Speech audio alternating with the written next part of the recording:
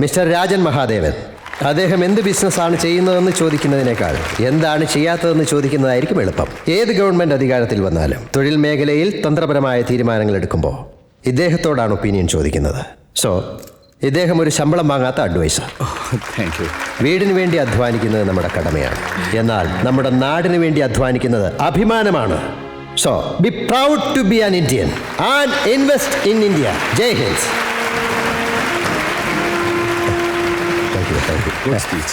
എന്താ Abhi, training ട്രിപ്പാണോ? പിൻഗാമിയാക്കാൻ daddy കൂടെ കൂട്ടിയിരിക്കുകയാണോ? ചാൻസേ ഇല്ല അങ്കിൾ. അദ്ദേഹം എന്നെ കാറിൽ പോലും കയറ്റത്തില്ല. അച്ഛന്റെ സ്പീച്ച് ലൈവായിട്ട് കേൾക്കണമെന്ന് നുണ പറഞ്ഞിട്ട് ഞാൻ കൂടെ കയറി വന്നതാ. അത് നുണയാണെങ്കിൽ സത്യത്തിൽ നീ എന്തിനാ വന്നത്? അങ്കിളിന്റെ പ്രായത്തിൽ ഇത്തരം ചോദ്യങ്ങൾ ചോദിക്കാനും പാടില്ല, ഞാൻ മറുപടി പറയാനും പാടില്ല. ഓക്കെ, ഞാൻ ചോദിക്കുന്നുമില്ല, നീ പറയും വേണ്ട.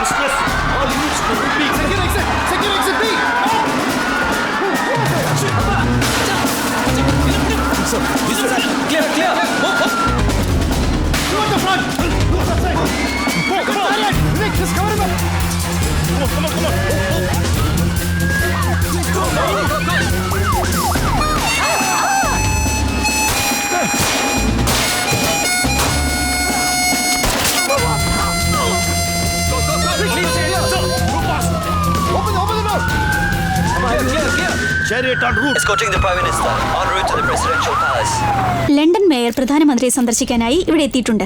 I'm extremely sorry, Mr. Prime Minister. This should never have been allowed to happen in our country. It's all right. It could have happened anywhere. I don't know how you remain so calm. It's quite simple. I am not dead. Well, I don't want to take much of your time. Good day. Goodbye, sir.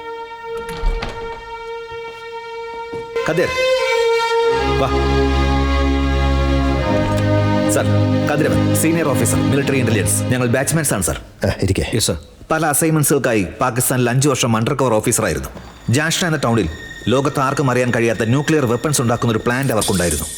അത് എവിഡൻസോടുകൂടി കണ്ടെത്താനായി അവിടെ സലൂണിൽ 6 മാസം ജോലി ചെയ്തിരുന്നു. അവിടെ മുടിവെട്ടാൻ വരുന്ന സയന്റിസ്റ്റുകളുടെ hair samples collect ചെയ്ത് അവിടെ അടുത്ത് പഴക്കച്ചവടം നടത്തുന്ന നമ്മുടെ ഒരു ഏജന്റ് മുഖാന്തരം അത് ഇന്ത്യയിൽ എത്തിച്ചു.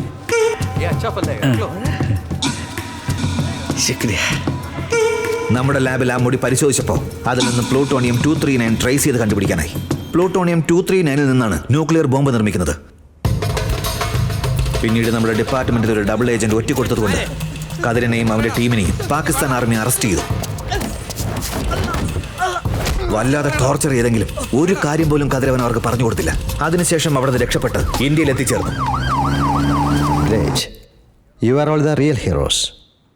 ഒന്നും പുറത്ത് പറയാൻ പോലും പറ്റാത്ത സേവനം അല്ലേ? ഇതൊക്കെ സീക്രട്ട് ഓപ്പറേഷൻസ് ആണ് സർ. എങ്ങനെ പുറത്തു പറയും? രഹസ്യമല്ലേ. It's all for the nation. ഇപ്പം പറഞ്ഞേ ഉള്ളൂ, കൊടിയക്കരയിലെ മിലിറ്ററി ഗോഡൗൺ നശിപ്പിച്ച ഓപ്പറേഷനും നിങ്ങളാണ് ചെയ്തതെന്ന്.